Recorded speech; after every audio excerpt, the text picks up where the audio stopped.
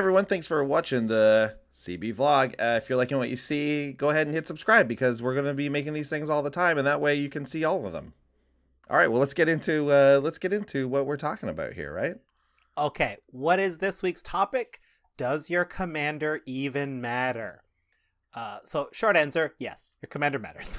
But secondly, so we're just going to talk about from like a deck building perspective, because sometimes your commander definitely matters more than others. I've definitely put decks together where all I wanted were the colors, so I picked the cheapest commander I could have put in there. But then I definitely have decks where it's all about that commander ability, and most of the cards are picked to take advantage of that ability. Those are sort of the two extremes of those things. I was going to say, those are definitely the two ends of the spectrum. There is some middle ground there also, yeah. Yeah, I think it's very rare that you won't have any middle ground whatsoever. Yeah. You're going to have one or two cards that work better for your commander, and you're going to have one or two cards that are just great no matter who your commander is, for sure. But I think one situation that we want to talk about specifically is when you have a really cool commander. Let's say your commander is two colors, let's say white, blue, and you think to yourself, you know what? If this deck had green in it, I'd be able to do so much cooler things based on what I have already. So now we got to make a choice, right? We got to make a choice. Do we stick with white, blue, and just let it be what it's going to be? Or do we add a color, therefore change who our commander is? And I'm going to assume there isn't a Bant commander that does exactly what this white-blue commander does, right? Let's assume that, because that would be a very easy choice. But let's assume we don't get that option. Then what do? How do we do that? How do we help make that decision? So what are some of the things we think about when you may have to make that decision? Well, yeah, this happens a lot with us, I know. Like, I will start to think of a deck based on a theme or a mechanic or something like that, even sometimes a commander, and then I'll think of how to heighten that and how to abuse that, and then oftentimes, like you're saying, like if it's like, oh, this is a blue-white deck, this is what it's going to do, it's going to do this and this, and it's like, ooh, but if we had black or if we had green, ooh, you could use this card and this card and this card, and it's like, yeah, it's about measuring the pros versus the cons. So for example, one pro of adding like a color, you get like, you might be able to get more value out of the stuff you're using. So something might be more efficient. Something you just might have a wealth of things that do it like easier, right? So like if you're adding green, obviously you're getting ramp there, and you're getting better ramp than you would with just green or blue white or, you know, blue black or something like that, right? That's one of the obvious things, because all the colors bring their own strengths and weaknesses just from a color perspective, let alone forget about what's actual specific strategy you're going after. But I think that's something that, so specifically with green, obviously ramp is one of the main things you'd be adding, ramp and fixing. With blue, obviously you're getting like card draw, you're getting like the ability to add counter spells. So everything has its own thing, and it's just about like, do you want to tweak the deck in that direction even more and strain your mana base and all this kind of stuff? So that's one, but that's one strength of adding one of the colors, is that you're going to be able to get better at whatever that color does. Yeah, broaden that scope. But one big con of the deck is, like, remember we talked about the ways you got into this deck in the first place. You might be excited about this commander and a specific ability and how it synergizes with certain sorceries or enchantments or creatures or whatever. But once you demote that commander to a 99 and you pick a new placeholder commander to just cover the colors, those highly synergistic cards, are they dead now? You have to, like, so what if you get one of those synergistic cards but you don't actually have the commander? So now you're forced with the decision, like, do I put tutors in to help get both parts, or do I just risk having these dead cards, or do I just cut these cards and now the commander that I demoted to the 99 doesn't really synergize anymore, so now I'm going to cut that commander. So now I'm just stuck with a placeholder commander and a bunch of cards that are kind of value oriented that work within it. It's a very tough dilemma. Yeah, and that's that's happened to me before, where I'll start with a commander and a strategy, and then end up thinking that it's going to be better to add another color. So then change the commander, and then in doing that, kind of go, oh, this isn't the deck I was thinking of anyways, and then either go back to the original idea or go forward with this new one and not even think about it as this commander. And then that commander that's now in your 99 might play a diminished role, or yeah, you're just drastically changing the deck. It last week's topic was about Magical Christmas Land, and you can kind of, there's a lot of overlap there, right? So once you do that, you're starting to think of, okay, so now if I get this one guy in my 99 plus these synergistic cards plus this thing, then my strategy is going to go off. So obviously making a commander, you're like keeping with that original commander for that strategy is going to be better, help you with that consistency. Obviously, going more colors, another con can be hurting your mana base, right? So the more colors you add, the kind of greedier the mana base gets, the more you need to be able to get those other colors and make sure that you are able to cast those spells. That's a very obvious thing. That's a big setup cost for your deck. Often that's the one I look at the most, is like, is this strain worth it? Is the strain on my mana going to be worth it, or is it just going to be so much better? Because the difference between 2 and 3 colors, consistency wise, if you're not talking about green as being one of the ones you originally want, is big time. Is like huge, right? So going from blue white to blue white green, like you're adding the ability to fix and ramp, but you're adding that as a color. If we started with green white and wanted to add blue, that's way easier. Yeah. Right, because you've already got the green in there as part of the commander or whatever you're dealing, right? So like I always think it's so funny to think of splashing green. It's just like, Yeah.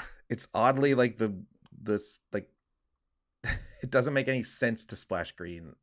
I mean, it does. It makes sense to splash any color however you want. And splashing isn't really a thing in EDH, but you know, the idea of like, oh, I've just included a few green cards. Like, well, what? Yeah. Green should kind of be the base of any deck. It's like green is included in. Right. And I think a big part, so when we're talking about straining your mana base, your mana base is one of those areas that you can potentially spend the most or the least real world cash on. Mm-hmm. That's definitely an area. We've always been proponents of this. People ask us, how do we make our deck so cheap? Cheap mana bases, but they work. Like, maybe we're not able to cast like the new Niv Mizzet on turn 4 or whatever. But like you're able to do an awful lot with cheap dual lands that come into play tapped, and you just need more, right? If you're doing 3 colors, you need more dual lands. So like your price just creeps up and up and up. So the more you value, like the faster your meta is or the more competitive is, you're just going to have to spend a lot more money.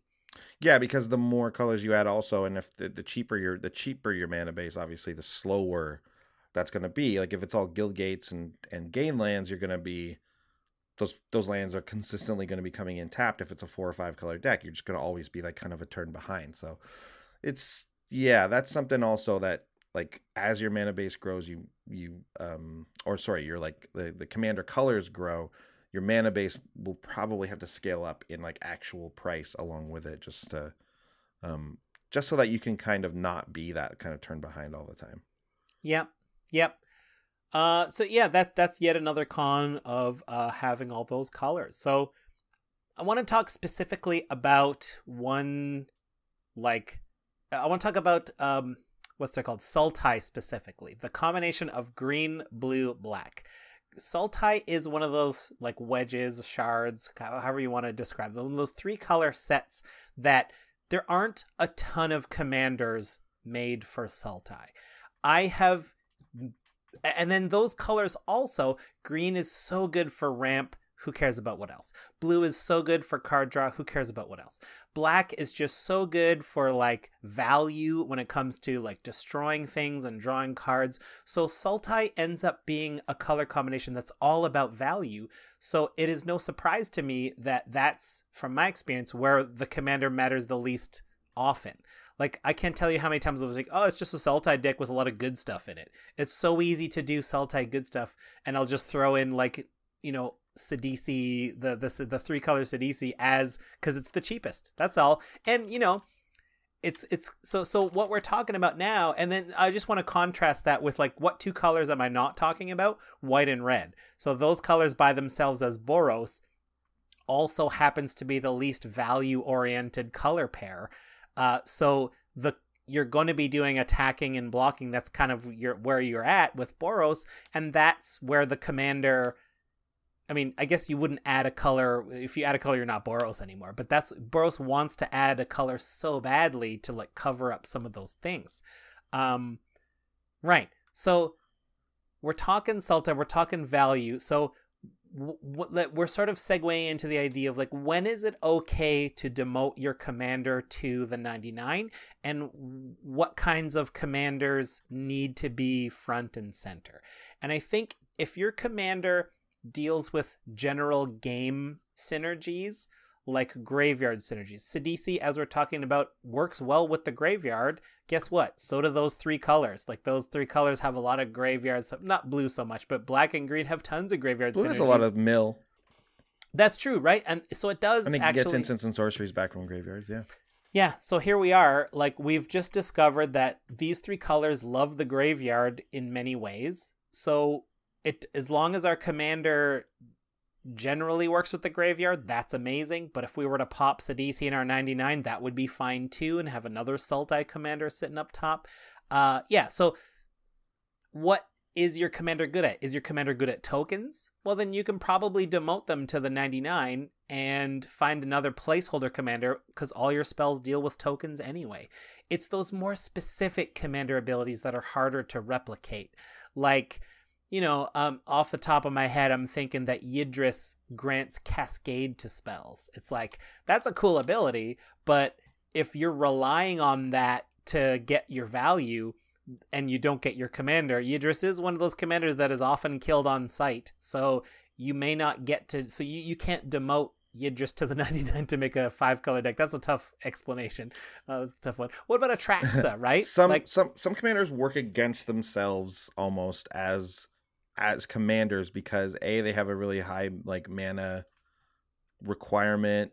B, they have like really, like, you have to set them up. So actually Yidris is a weird example, like you're saying, because you have to like you kind of have to build around Yidris. It's kind of actually hard to not.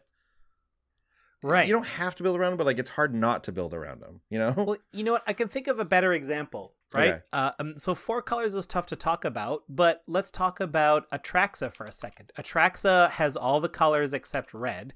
There's numerous Atraxa builds out there. Many of them are super friends or +1/+1 counters. But if you really wanted red in there and you bumped Atraxa down to the 99, it's hard to replicate that proliferate ability. Mm-hmm. So if you have a ton of things that like proliferate that need to be proliferated, that's one thing. However, I will say this: are you just doing cards that put +1/+1 counters down? Are you just putting a lot of planeswalkers down? Those are going to be good regardless of who your commanders are. Like, they don't need Atraxa to be good necessarily. Some of the specific cards, like I know Everflowing Chalice, for example, in Atraxa is way better. But if Atraxa is just part of your 99 in a 5-color, then it just becomes a star of the deck. But it doesn't need to be there, because your general synergy is making cards with counters on them good. A commander I always think of for some reason is Jori-En Ruin Diver. Okay. Jori-En Ruin Diver is 1 blue-red for a 2/3. It's a legendary merfolk wizard, and it says whenever you cast your second spell each turn, draw a card. So this is a card that there's some value obviously here, and like you could build around this. You could be like, but like casting 2 spells a turn is just generally good. So it's like, to build around this, what do? You put a lot of cheap spells in, but then if you put too many cheap spells in, then you can cast like 3 or 4 spells a turn, but you don't get any added value off of that. But there's definitely a deck built around Jori-En as your commander. But this is definitely one of those legendary creatures where I'm like, well, this just goes in and is it deck and is just a value creature. I'm not really super inspired to build around this, but B, I think it's kind of even better suited to put this in the 99, and then if you had an idea for something, you could even up it with a color. So add black, make it Grixis, add white, make it Jeskai. Jory N is not a commander you really specifically need to build around. I don't think need to, of course. If you, I think that's the beauty of commander is that like even commanders that look like there's barely anything there. There's always a handful of cards that are like, what? This does something really weird with this commander. This does Right. something really crazy with it, and that's kind of yeah, that's what's so fun about it. Yeah. And then one last point I want to bring up, maybe not last, but I think it's an interesting point, is the idea of partner commanders, right? Very often, we tried to brew around the partners specifically and how they worked, but by their very nature, the partners can't be super powerful on their own.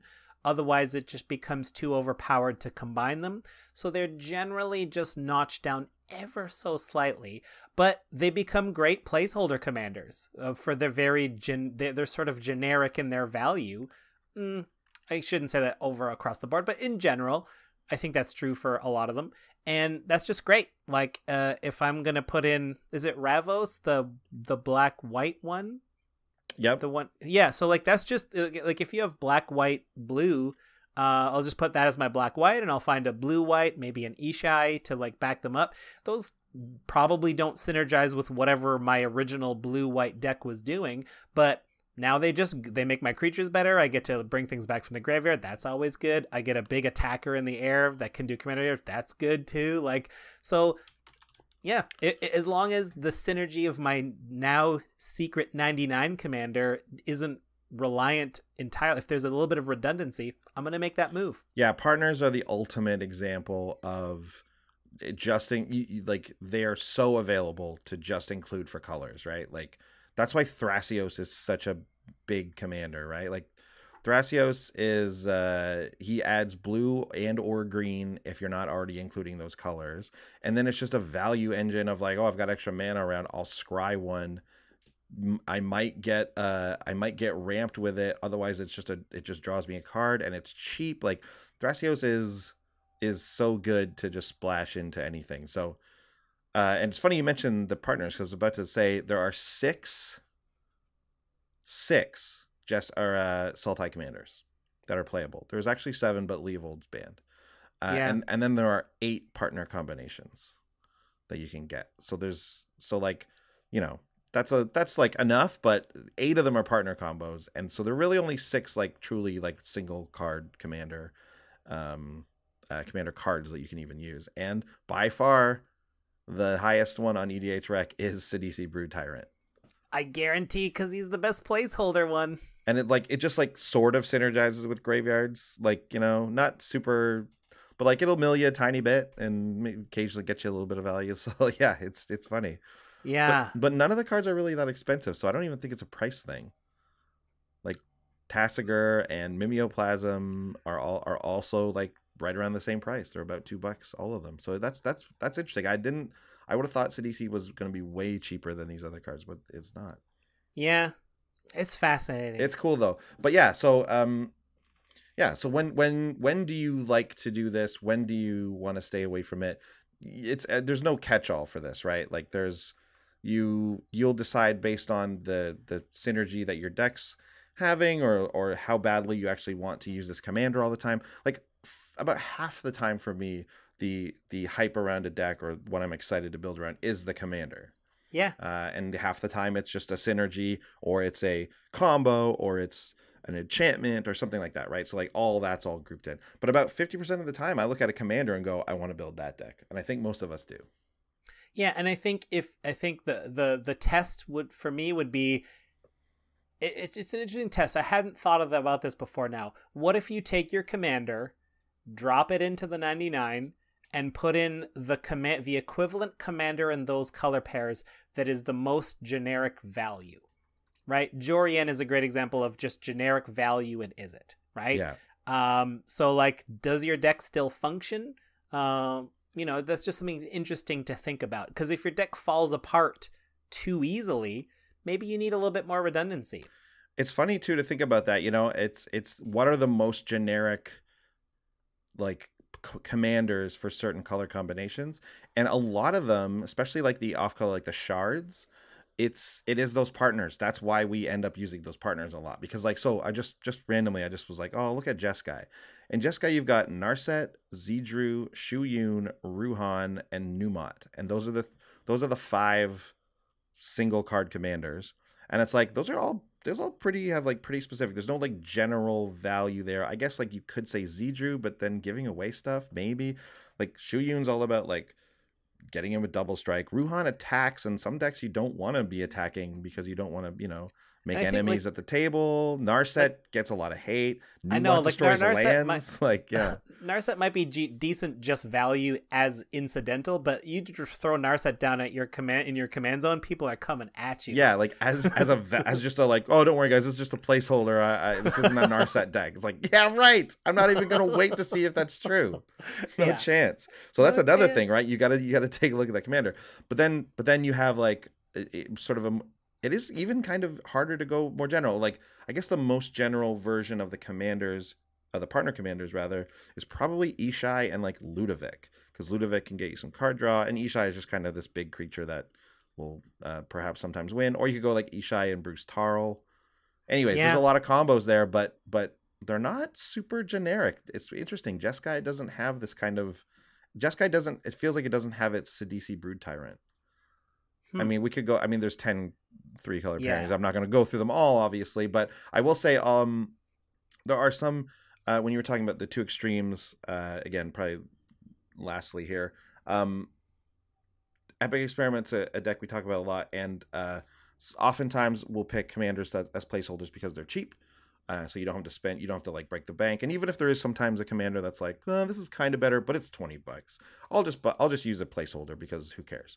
But sometimes it does become worth it, even for that tiny bit of value. So like, for Epic Experiment, it was Riku, and yeah, you could make it any of the partners, or you could make it you could have made it any of the other team or commanders, but Riku adds enough value that you're like, okay, I'm not building around this necessarily, but it's going to be worth it once in a while to have Riku around. So that's the middle ground. Those are the extremes. You decide how good is your commander, how important is it.